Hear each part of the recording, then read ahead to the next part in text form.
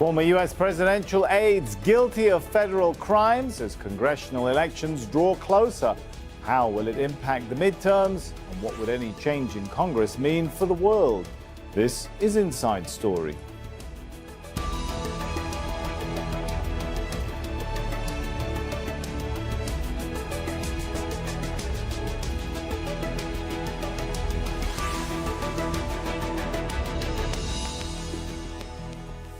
Hello and welcome to the show. I'm Sami Zaidan. It's been a bad week for Donald Trump, starting with the conviction of his former campaign chairman, Paul Manafort, for financial crimes and fraud. Then came the guilty plea by his former lawyer, Michael Cohen, who said he broke campaign finance laws on Trump's orders. But Cohen's willingness to help the Mueller investigation could mean even bigger worries ahead for the US president.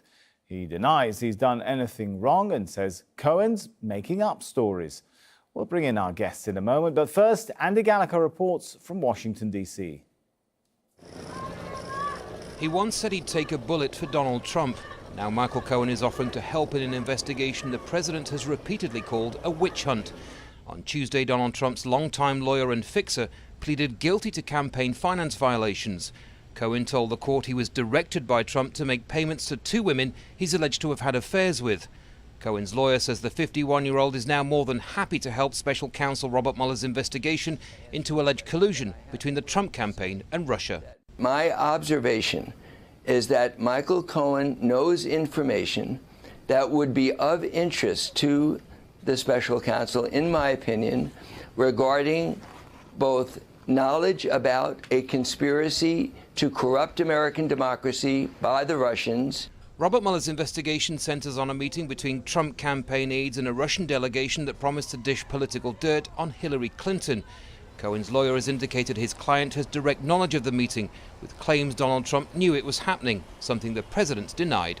If the president knew about it and there's other evidence in addition to Michael Cohen just basically saying it on his own, then the president at this point could be on his way on a very fast pace to impeachment.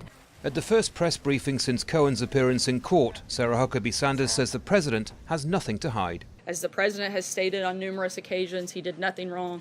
There are no charges against him in this. And just because Michael Cohen made a plea deal doesn't mean that that implicates the president on anything. On the same day Cohen pled guilty in New York, the president's former campaign manager, Paul Manafort, was found guilty on 8 charges of tax and bank fraud.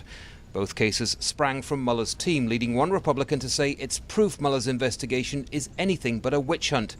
Democrats say Trump's legal woes are far from over. To take a step back, President Trump's campaign manager was convicted of federal crimes. President Trump's personal attorney pled guilty to federal crimes. President Trump's first national security advisor pled guilty to federal crimes. A foreign policy advisor to his campaign pled guilty to federal crimes. And more trials are coming. These 2 court cases may now be the biggest threat to Donald Trump's presidency. Cohen's lawyer says his client is now liberated to speak truth to power, and there are unconfirmed reports Cohen has tapes. Trump's base will remain loyal, but with November's midterm elections approaching, the stakes have never been higher. Andy Gallagher, Aljazeera, at the White House.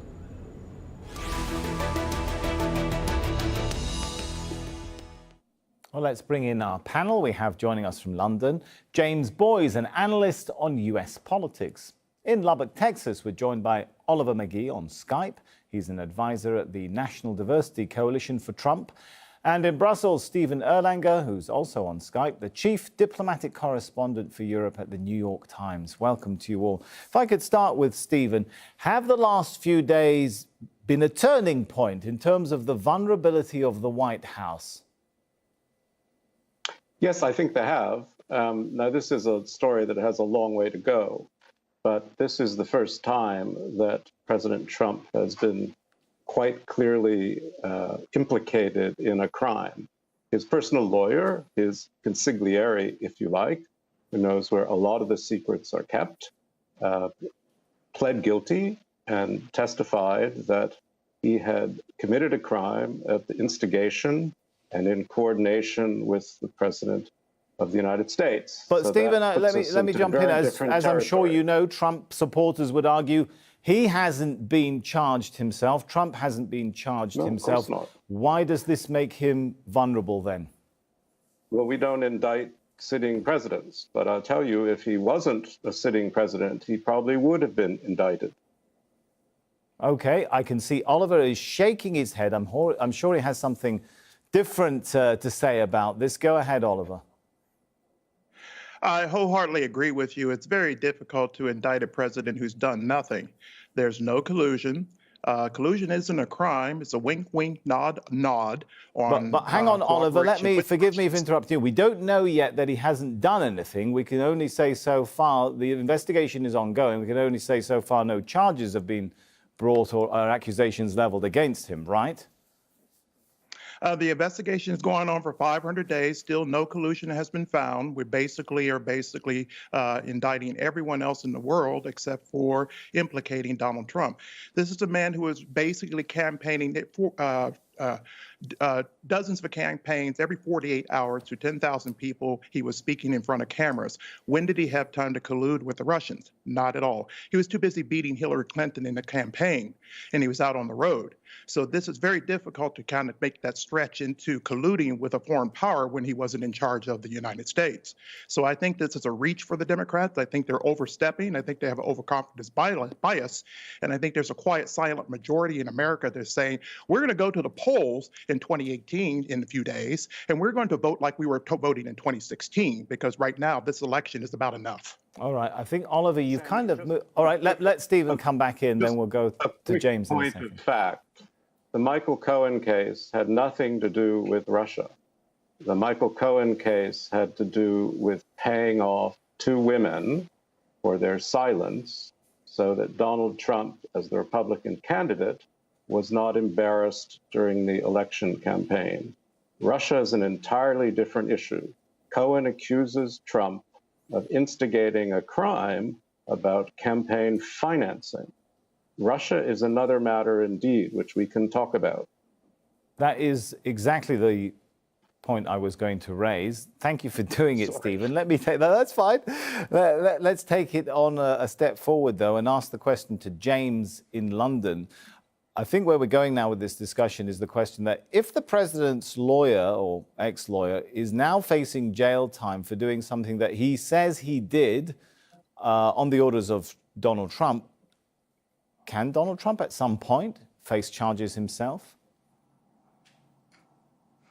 Yeah, what's interesting, I think, about how both Robert Mueller is building this case and how Donald Trump is responding to it are the interesting overtures to how one would build and respond to a case regarding organized crime. So we see Mueller going after the lower level individuals, getting convictions against them, them facing serious jail time, and then them, to use Donald Trump's words, flipping against their higher ups. That's exactly how criminal cases are built against organized crime organizations. And now Donald Trump, of course, has come out and praised Paul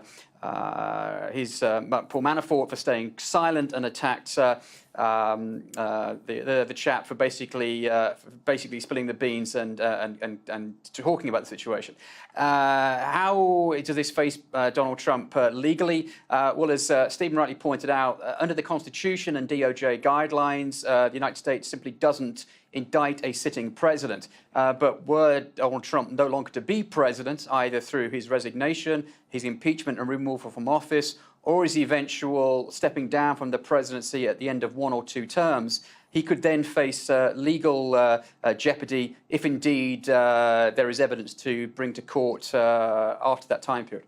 You raised the I word there, impeachment. Let me take it back to Oliver. Is the real threat to the president from all of this perhaps tied to what happens in November? If the Republicans lose their control of Congress, does this open the door for proceedings against the U.S. president within Congress? I think the Democrats are overreaching about the 2018 midterms. I think that we're going to see a very big surprise. What's interesting about this upcoming midterm election is this is going to be about Donald Trump not on the ticket, but he is going to be on the ticket. I think voters on the Trump side are going to go at groves, just like they did in 2016, a silent majority, and they're going to vote straight down the GOP ticket because they know what's happening. They know this is a witch hunt. They know that this is fake news. They know that this is basically just a thing that was brought in by the Hillary Clinton campaign, who said she was going to accept the election as it was. And now we're into a Russian collusion delusion right now. But also, we're now gone into 500 days of investigation into all kinds of. Forgive me for jumping in again, Oliver. So just to clarify what you mean when you say it's a witch hunt, there's already been admissions of guilt. Are you saying that the U.S. justice system is politicized, it is not fair, the charges brought against Manafort, the guilty pleading by Cohen himself, all of that is a political witch hunt?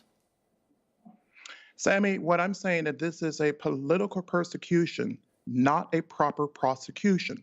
This is designed for a stage in the court of public opinion. And so you're basically demolishing the U.S. justice system, Oliver. No, I'm not demolishing the U.S. justice system. I believe in the U.S. justice system, but I also know. Well, how can it be a political witch hunt and it can be a credible justice system at the same time? Explain that to our viewers. I know we know, as Trump supporters, we know what the Mueller investigation is. This is a witch hunt. We know that basically is trying to go into tangencies. If someone's trying to prosecute you, Sammy, and they can find anything, to base. A prosecutor can indict a ham sandwich. So that's essentially what we've got. It's no way that the president can defend himself, and nor can Trump supporters. So we're not paying attention to it. We're just simply saying this is enough, and we're going to vote straight down the ticket for Donald Trump in the GOP. And that's when we're going to preserve his presidency. I really find, and I think Trump supporters do as well, they find it insulting that they want to impeach this president just merely because he beat Hillary Clinton. That is not going to work. So I think we're all going to wait in a few days of the election and see another surprise. If the Democrats were smart, they would basically play it cool, and they would basically let their base come on out and vote straight up. And all of a sudden, you could have a flip in the Congress and House, because they always do that in midterms. But given this type of emotional Trump derangement syndrome that's taking place, we're going to come out in groves, and we're just going to simply go into resistance to what is happening in the media right now against the GOP. All right, let me take your vision of what's going to happen in the elections to Stephen. Do you see it that way? Do you think any of these issues, the convictions, the guilty pleadings, the scandals, is any of that going to impact the Trump base in midterm elections, do you think? Well, I think to some degree it energizes it. I think you can hear that from Oliver, and one hears it elsewhere. I mean, Trump has presented his presidency as an anti-elitist crusade against the swamp. He says he's going to drain the swamp. Now, what is the swamp? The swamp is the FBI.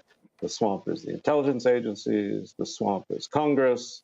The swamp is anyone who actually criticizes him. And we have a very partisan, very divided country. And the midterm elections will be, they are by definition politicized, and they will be very divisive. What will be interesting is to see, I'm sure the Trump people will come out, his supporters will come out, but his presidency has also energized a lot of anti-Trump voters, a lot of Democratic voters, some of whom don't like Hillary Clinton, by the way. And so it really will be an interesting test. Oliver is quite right. Trump isn't on the ticket, but to some degree, we will always see the midterms as a kind of referendum on the president. And will he win it, Stephen? I mean, forgive me for jumping in, but I mean, sure, no, the narrative that, you know, he's vilifying the entire intelligence agencies, the FBI, his side of the story, at least, is that he's targeting the elite in some of these government institutions, not the rank and file. Would that sort of narrative perhaps resonate with the average American who sees themselves a bit disenfranchised for a variety of economic and other reasons?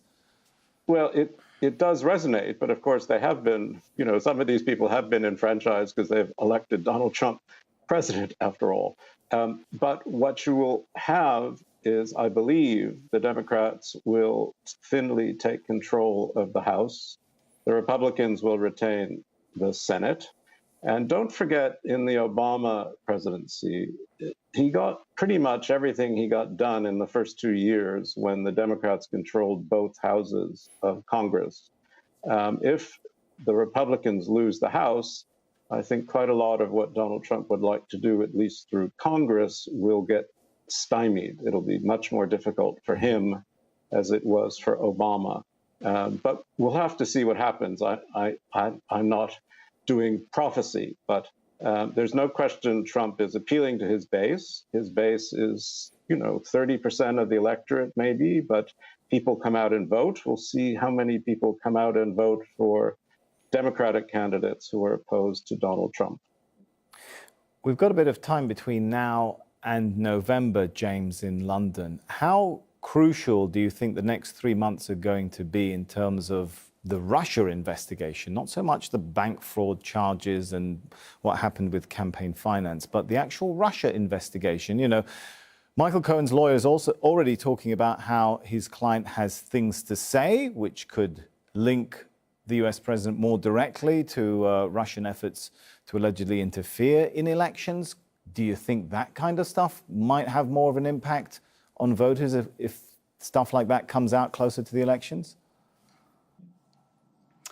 Well, I doubt that anything that Michael Cohen knows will be made public, quite frankly. Say what you will about Robert Mueller and his investigation, he's kept a very tight ship. There's been relatively few, if any, leaks coming out of it. And as a result, I think that whatever Michael Cohen decides to proffer with regards to Robert Mueller will stay relatively secret as long as Mueller wishes that to do so.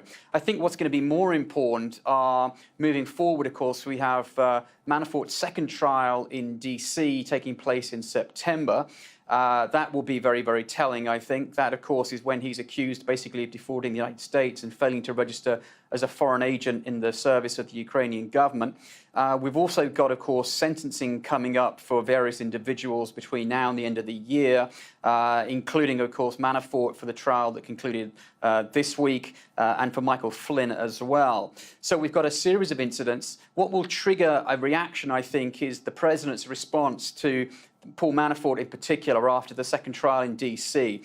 If he were to pardon his former campaign chair, for example, that might, I think, on the surface be considered prima facie evidence of an attempt to obstruct justice. That could trigger a backlash amongst particularly moderate Republicans, I think. And also if he attempts to fire Robert Mueller. Now, that's something the White House has steadfastly said he has no intention of doing.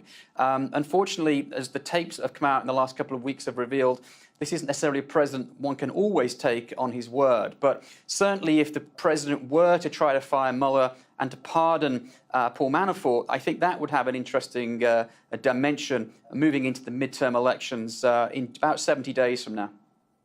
Oliver, if we come back to Stephen's, I don't want to say prophecy, he's made it very clear he's not in the business of prophecy. Let's call it prediction, if we could, or analysis, that we could see a scenario where the Democrats take over at least the House of Representatives in the Congress. How real does the possibility of impeachment become in that scenario?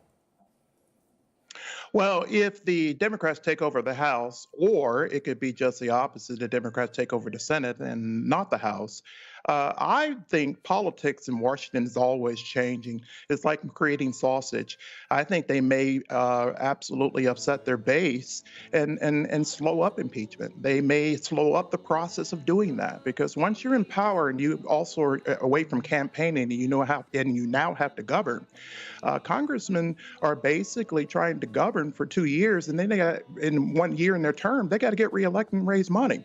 So they may find that the obstruction of killing the country, putting through a presidential impeachment, may not be politically savvy in Washington. So you may not have that. All things may change. The president will change. The Congress will change, because it will be about getting things done.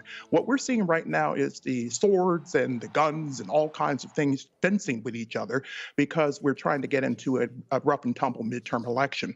And this is something that each side of the base is trying to overpromise and underpromise right now. So I think it's a little bit of an overconfidence bias, a winner's curse that leads to real obstructions in judgment and in sort of prognostications and predictions. No one really knows what's ahead, but we do know. But it sounds like you're saying that impeachment is not such a serious possibility. Let me take that. I think I can see James in London shaking his head. Do you agree with that? Are we moving actually, despite what people, the Trump supporters, might call the media hype? Are we actually moving further away from a Trump impeachment? I don't think we're moving away from it. I think the impeachment word is banded around far too lazily, unfortunately. I remind everybody there's not been a successful impeachment and removal from office under the full process in American history. There's been 2 cases where American presidents, Andrew Johnson and Bill Clinton, were impeached, and they retained their office afterwards. There was no vote to remove. And Richard Nixon, of course, resigned before the impeachment process could be concluded. So this is not, by any stretch, an easy process. If the Republicans were to lose the House and the Democrats controlled that, well, they could, in theory, introduce articles of impeachment. But if the Republicans control the Senate moving forward, then any trial in the Senate would almost certainly fall, as it did in the 1990s, along pretty straight partisan lines, and Donald Trump would survive an impeachment trial, quite frankly. So the idea that somehow, Donald Trump could be impeached at a drop of a hat, I think is certainly a misnomer. All right, Stephen, do you think, whatever happens, do you think that the White House is going to be weakened? The Donald Trump presidency is on a course to be weakened, even if this doesn't end in an impeachment and some kind of impeachment process in one of the houses of Congress? Well, first of all, I think James is quite right. I mean, and there are Democrats who are arguing that if they do win the House and do vote to impeach, clearly it will fail, and that may energize Trump's base and actually help Donald Trump. But I think the swing will be visible away from Trump in November. I think the White House is already weakened by its own divisions and its own obsession with Mueller and what happens to the president. It also spends quite a lot of time trying to keep track of Donald Trump's moods. The other thing one should say, though, which I think is quite important, is that there are a lot of businessmen in America who love Donald Trump. I mean, he's brought them a big, big corporate tax cut. The stock market is at record highs. There are lots of corporate people in America who think, he's been manna from heaven. So, don't just lump his supporters into this narrow group of disenfranchised people. That's really being quite unfair to him, I think. Okay, let's shift focus a little bit. And James, I'm wondering, does a weakened White House in any way mean the US perhaps pursuing a different trajectory on some of the issues Donald Trump has done a 180 or appears to be doing a 180 on when it comes to whether it's global free trade, strained relations with allies like Canada or NATO ally Turkey, the Palestinian-Israeli issue, the Iran deal, and so on and so forth? Is there any reason to believe there might be a change in tone, if not substance, on some of those issues? Difficult to see Donald Trump changing his tone, quite frankly. He's been pretty consistent throughout